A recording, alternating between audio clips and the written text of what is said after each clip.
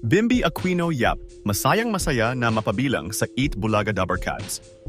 Hindi nga maitago ng bagong Eat Bulaga host na si Bimby ang labis na saya sa mainit na pagtanggap sa kanya ng mga Dabbercats at sa pagmamahal na binibigay sa kanya ng mga taga-subaybay ng show sa araw-araw na napapanood siya tuwing tanghalian.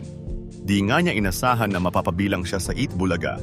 Ngunit dahil sa kilig na binigay nila ni Raisa May sa mga tagapanood ng show, ay tuluyan na siyang napabilang sa mga Dabbercats at araw-araw nang kasamang nagbibigay ng 1,001 tuwa.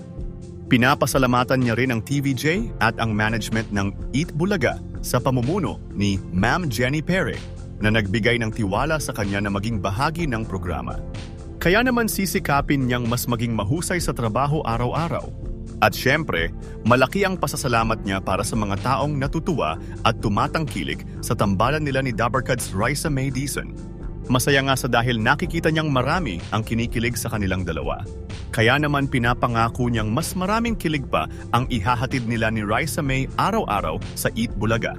Nagpaabot naman siya ng pagbati para sa kanilang first month sari ni Raisa May at sa Team Maybe.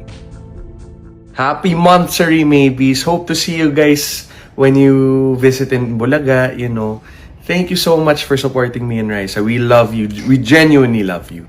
And thank you so much for genuinely loving us. Thank you. Happy monthsary.